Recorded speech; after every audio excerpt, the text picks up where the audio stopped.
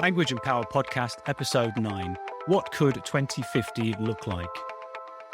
In this podcast series, we look closely at the language being used in and around COP26. According to the official website, the COP26 summit will bring parties together to accelerate action towards the goals of the Paris Agreement and the UN Framework Convention on Climate Change. Language is crucial to understanding the climate crisis, to formulating solutions and negotiating political and economic pitfalls. It's crucial to communicating science findings and recognizing the social, political, and economic conditions which have brought us to crisis point. Language is interaction that can accelerate action, but language is also performance, and performances can be used to distract from inaction, to avoid action or postpone it. And language is what we focus on in this podcast. Hello, I am Michael Farrelly. I teach English language at the University of Hull, and I research and write on issues of discourse, politics, policy, and sustainability. I'm joined, as always, by Tom Bartlett. Hi, Tom. Hi there, Michael. Nice to be with you. And I teach language and linguistics at the University of Glasgow. And I'm joined today by a colleague from the University of Glasgow, Catherine Happer. Hello, and I'm a sociologist who's interested in the role of media and communications in driving social change in all sorts of different areas. It's great to have you on, Catherine. Hi. So what we can talk about today, we've got a text from TikTok entitled, What Could 2050 Look Like? And it's a post by a TikTok user called Tara Belrose. So let's have a listen to that first and see what she has to say. Here's what 2050 will quite possibly look like if we continue business as usual. You walk outside, the air is hot and heavy. Instead of checking your phone for weather, you check air quality levels. Arctic sea ice, gone. Forests, logged or burnt to the ground. Wildlife is a distant memory. High moisture in the air, higher sea surface temperatures have caused a surge in extreme hurricanes and tropical storms. Coastal cities in Bangladesh, Mexico, the United States and elsewhere have suffered brutal infrastructure damage. Extreme flooding killed thousands, displaced millions. Diseases like malaria, respiratory illnesses and malnutrition are common. Diseases spread by mosquitoes and ticks are rampant. With populations growing denser, antibiotic resistance has intensified. Melting permafrost is releasing ancient microbes that we have never been exposed to and have no resistance to. This is overwhelming healthcare systems. Those who remain at the coast will see the end of fishing. Oceans absorb too much carbon. Marine life cannot survive. The ocean is dead. Droughts and heat waves kill the weak. Vast land has become aridified. If you live in Paris, you will endure summer temperatures that regularly rise to 43.8 degrees Celsius. This is normal. With the increasing refugee crisis, bloodshed will begin over water. Countries will patrol borders to protect resources inside. Food production is unpredictable. Places like Alaska can now grow crops. This could be our reality. I will be 52. What about you? A really interesting post there. And to start us off, we'll just say that there's a very clear intertextual reference here when you watch the video of that on TikTok, and we'll put the link in the description. This starts off with showing the cover of a book, The Future We Chose, Surviving the Climate Crisis, and the authors Figueres and Rimit Karnak, who were key people in the COP21, which the Paris Agreement came out of. So it's referencing that book quite heavily. So what do we think of this, Catherine? Yeah, I mean, I think we've got to think about the different platforms that different groups use and the way in which they represent the values, the interests, and the kind of narratives that different groups are immersed in. So TikTok is a platform that's used primarily by the under 25s. The under 25s are a very politicized generation. They care deeply about the future. And there was a recent study at Bath University that said 75% of young people are fearful of the future, and climate change is absolutely central to their fears. So they're very mobilized around climate change. This video here, I mean, it's had an awful lot of views, as you can see, but it's actually very representative of the kind of language, that language of, the bleakest of futures if we don't act, the language of survival, the language of crisis, bloodshed. The visuals are very kind of, it's this kind of dystopian future. And that sense of we should be fearful because this is what we're facing if we don't act. And I think, as I say, I think it's quite representative of how young people feel. What I would say is, as somebody who comes from a media and communications background, who's been looking at the communications around climate change for quite some time now and work with NGOs and all the rest of it, this is the kind of communication that they have always guarded against, because the concern is that if you focus on that kind of language of fatalism or the sense of dread, the sense of alarm, that it leads to disengagement over time. What I would say about that is, you look at young people, currently they're certainly very mobilised around this issue. This is their issue, and they see it's their future. The longer term impacts, I'm not quite sure of, but conventional wisdom in the communications sort of industry would not have been that this would have been a language they'd want to embrace. But young people produce things in the language and narratives as they see the world. That's really interesting, because our podcast yesterday, we were talking about these issues and whether to promote, and particularly talking about people being anxious as opposed to Barack Obama telling people to be angry. And that idea came up, that there had been a history of people saying anxiety leading to inaction. And you're suggesting, well, anxiety and fearful and concern, they're all not quite the same thing. But you're suggesting that there's maybe a change then with the younger generation. Actually, anger and a very extreme message is not leading to a lack of action. It's a generational thing, whereas what we've taken as granted for the average of my generation isn't necessarily the same for younger people, that they might be spurred on by different messages, and that anxiety will actually spur them onto action. I would say there's two kind of emotions going on. If you look at the different discourses going on in TikTok, obviously it's a huge platform. There's loads of different things going on there. But there is also that anger coming out of that fear, because those two things for young people, I think, are interlinked, because the fearfulness is coming because they've not invested trust in governments and political actors to actually take the action that's needed to take. So those fear and the anger seem to kind of run together side by side on these platforms. I mean, I've got to say I'm quite torn on this, to say that for this generation, the sense of anxiety, the sense of fear currently mobilises. If it plays out that, action isn't taken, at least to the degree that they want to see action taken, in the longer term, will it lead to disengagement? And will we need other strategies to kind of bring them back in? I'm not quite sure, but certainly it'd be difficult to say at the moment that young people aren't mobilised around climate change, and that anxiety, that fear seems to be at least one driver of it. That's really interesting, isn't it? Although they just, like the hippie generation used to say, was when they reach a certain age, you become capitalist and lose interest in all this when you get older. What I did find really interesting was the book that was referenced at the beginning there has two alternative futures, one which is really, really negative and one which is really utopian and very nice, and the whole world living in harmony. And I must admit, when I read it, I wasn't convinced by either picture. But the whole purpose of the book, as it makes very, very clear, is it's trying to give a positive message. Exactly what you're saying. It's not trying to give this alarmist message. It's trying to say, actually, there's things you can do to avoid this, so you can relax and be calm and just do these things. They don't amount to a whole lot, to be honest. They amount to eating meat a little bit less and taking your plastic bottles to the recycling.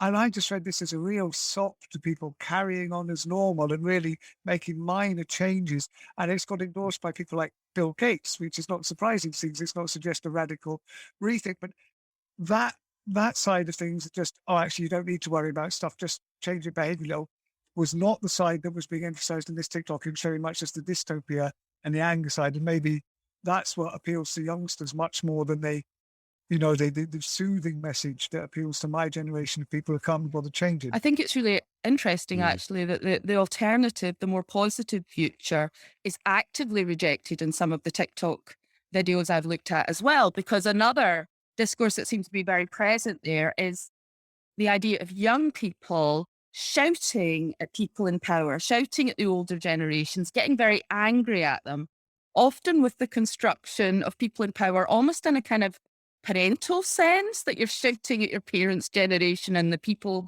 who are supposed to be looking after you, who are supposed to be looking after the planet. And I saw one actually where the adult, the person in power, was sort of tapping the child on the head, reassuring them it'll all be all right. You just put your trust in us. And they're screaming in anger, on the other side, these two warring factions across the generations. I mean, again, the first thing I would say is I'm quite resistant to the idea of the generational divide on this. I think actually the evidence shows that that's not necessarily the case. I think sometimes the older generations are there as kind of representative of everything that power has done. And I would probably guard against that, but certainly it's there. This idea of the children screaming in anger and frustration, and and the people in power saying it'll all be all right. Just you trust in us, and trust in the process. Trust in the process. Yeah, I mean, there are surveys that show that concern and frustration and a desire for people in power to do something about climate change. It does cross the board. It's of all age groups, and so it's an interesting. It's interesting that we have these discourses where it does seem to pit young versus old as a kind of generational battle. It doesn't seem to match, as you're saying, Catherine. It doesn't seem to match how people actually feel about this. People of all ages want to do things, and we were talking yesterday in the podcast about how people were talking about intergenerational conflict, testifying to the U.S. Senate in 1985. We had a clip yesterday of that. Should we have a think about how this particular post represents climate change? And a couple of things I was thinking about. This contrasts really starkly with a couple of the other texts that we've looked at. It's presenting an imaginary future and speaking about it as though it's the present, which I think is quite powerful as an image. And of course, the irony is that some of this is how things are right now for people in various parts of the world. Yeah, suffering fires, floods, rising sea levels, crop failures, droughts. So this is, for people in many Western countries, this is still an imagined future, but actually for some people right now, it's the present. So that's the first thing. The second thing is that stark imagery of failing ecosystem really contrasts with some of the leaders that we've seen. We looked at Johnson. We keep coming back to this metaphor of his football match and us being 5-1 down, and maybe we're going to pull a goal back, keeping the environment separate as a sort of opponent for humanity. But also, we saw a couple of episodes ago, Alok Sharma tweeting about, discussing the tough task ahead, but really using that to promote his own personal image, his brand, by being shown pictured with Barack Obama. And this is very, very different. This is much more like some of the activists that we've seen at COP26 and some of the speakers that we've seen there. Any thoughts on that?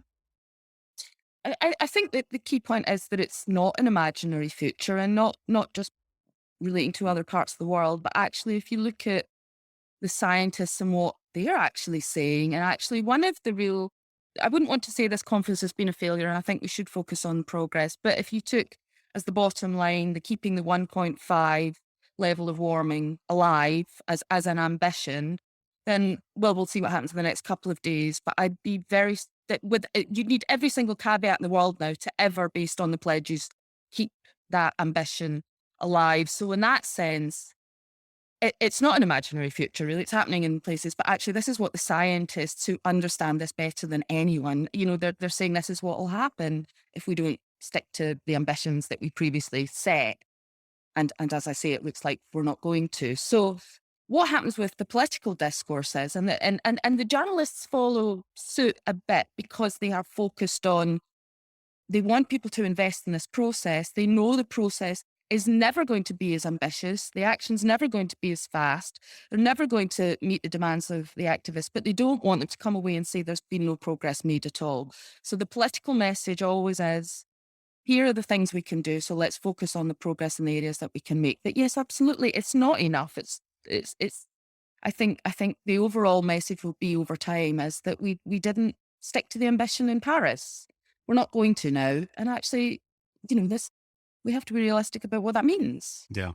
We've also got here, and in some of the official discourse, in fact, I think, Tom, maybe everything that we've looked at across the podcast series, an absence of the perpetrators of the physical actions which lead to climate change. So if we have greenhouse gases, if we have carbon emissions, that comes about by digging soil, by intensive farming of livestock, of burning fossil fuels. So those physical actions give the effect that we are now seeing. But what's always absent are the people that actually then do those things, and the systems which allow those things and give a legal framework and actually demand that these things are done intensively. And I always think that if you've got a problem, you need to analyze the cause and source of the problem. And what we seem to be having really, really commonly is a discourse which focuses on the results and the effects. And of course, that's very, very important. But it's only half the problem. It's only half the story. The other half of the story is, well, how did this happen in the first place? What are we doing that's making these physical effects occur? And even here, and then maybe this is because it comes from this book, Surviving the Future We Choose. Maybe this is based, maybe there's an absence there of the perpetrators. But it's a common theme. We're not seeing a discourse which focuses on the causes in terms of society, economics, politics. Any comments on that? No, interesting one. I suppose TikTok's quite short. You can't do too much, but yeah, but I think you're right. I think it's very interesting that that's not done. But what I think it does do alternatively, perhaps, is it focuses on actors in the future and personalizing it as you. So even though maybe the actors, in terms of the cause, are not here, it changes the focus on the future in terms of the climate and seawaters rising and that sort of stuff, to the effect, the very immediate effect that will have on you as the person experiencing it, but also in terms of then linking it with wars and migration patterns, which I think is really interesting. Instead of keeping it down to nature, it's making human activity embedded in nature in a much more serious way than other things. That this will cause lots of changes in human behavior, not just the environment, but also therefore managing to tick some boxes that are the fears of maybe other people. I'm not going to say the older generation now, but I think migration and war, which are probably two big voters' concerns that people who aren't so concerned about the environment, this has been able to link it to other concerns. So I found that quite interesting, that it did erase human causality, but it didn't. It highlighted the effect on human activity, which is maybe an alternative perspective. I don't know. Yeah, I mean, I don't know if it's even so much about there's an absence of attention on the perpetrators. There's an absolute absence of attention to the system and relations of power, really. Now, let's be honest, whether we're going to tackle climate change or whether we're going to tackle it on climate is all about power, because power gets in the way. It gets in the way of the media message. It gets in the way of the political talks. We don't in any way in our media have a broader discussion about how we got here and the way in which individual behaviour is structured by the system. And fundamentally, that's why it's no good to simply say, nobody really believes changing your light bulbs is going to solve climate change.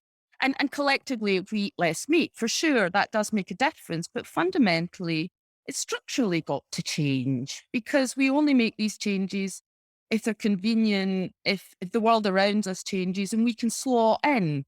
We can't not drive to work if we've got to be at work at 9 o'clock and then take our children in as well. You've got to add the cycle lanes. You've got to allow people to arrive later. You've got to change the entire system around people before their behaviours are going to change. And we haven't addressed that. So individual behaviour makes a difference as part of a collective, but collectives can only change when the structures around them change. But do we have a complete absence of, a discussion of capitalist power? No, we don't in our mainstream media. That's not to say we don't necessarily have it on social media. And we were talking about this earlier, but I find one of the very interesting juxtapositions that goes on a platform like TikTok. To me, it's this hyper-consumerist, individualized, almost embodiment of neoliberal media. And of course, the marketization of data is the essence of social media more generally, and yet young people are going on there and making these anti-capitalist messages. And I don't know whether young people are aware of that. I think maybe to a degree they are aware of that irony, but I would be very wary of leaving political discourse in the hands of social media platforms. They're so incredibly constructed, and again, constructed by vested interest and power. That's where we are. Yeah, that's really interesting. Totally agree. I'm just wondering about one thing that struck me the other day when we were talking about the Democracy Now! Coverage, and the fact that it did look at the root causes. It's one of the few places that did, but it's got a very niche, limited audience, and it doesn't change its message. It is just firing out the same message to these people. It's not trying to broaden its readership or listenership. And I'm just thinking, I was using the term capitalist means of economy as well. but is it the capitalist economy? It's just it's economic relations, isn't it, in the world now? There's, because then if we use, as we use quite a lot in academia and people of my age talk about the capitalist system, I'm not sure that is hitting the right buttons, attracting the right people. This can turn people off immediately. So anyone reading Democracy Now! Will just see all this anti-capitalist stuff and be turned off. Whereas actually the economic system, it's across the world. And people can almost say, well, what about China? What about your socialist countries? Because they are just as much involved in the capitalist system as anyone else. And maybe, the use of the term capitalist isn't something that under 25-year-olds are doing, but they might see it in terms of the economic system, the global economic system. And maybe, for different audiences, we want to avoid maybe on capitalism. It's the system. It is just the global system that's maybe the enemy. And we might have some traces of all the battles in there. I think that's right, actually. And I mean, I use those terms and different audiences respond differently. Certainly, I think the anti-capitalist in many places would be code for socialist, communist, which a lot of people would absolutely. Left, yeah. So I think actually a narrative that does work for young people and maybe appeals to a broader audience is that sense of endless economic growth and the constant reinforcement of economic growth, and that being the goal, and perhaps there being, introducing alternative goals around well-being, kind of people's happiness, health, and the broader sense of well-being as opposed to this constant, endless economic growth, and that being the objective for everything. And I think youngsters are getting caught up, and they're here, obviously, around the world it's different, but I think this generation of people in the UK, they're really suffering the problems with that, not being able to afford houses, not being out of jobs. And so being on this constant treadmill of growth that's pricing them out the market is really hitting them hard, I think, this country. I mean, I think however we define it, I said earlier, I think this generation of young people are very politicized. And I think the reason they're politicized, not just on climate change, is because the kind of politics and that obsession with economic growth and the impacts of that have really reduced opportunities for young people. Yeah. In terms of the job markets, the lack of security, the inability to I guess, achieve the things that they thought they would inevitably achieve because their parents did, like owning homes and things. And absolutely, I see why that generation is angry and disillusioned, because it's rational, actually, because that is what the political and economic system have done to young people. It's my daughter keeps telling me about this thing, the way they're using the term boomers, isn't it? They're saying the older generation criticizing them for not getting on with getting a job, but they're firing back. Yeah, but you had it. You had everything. No national service, free health service. You could afford your houses at such and such a price, and you're complaining about us.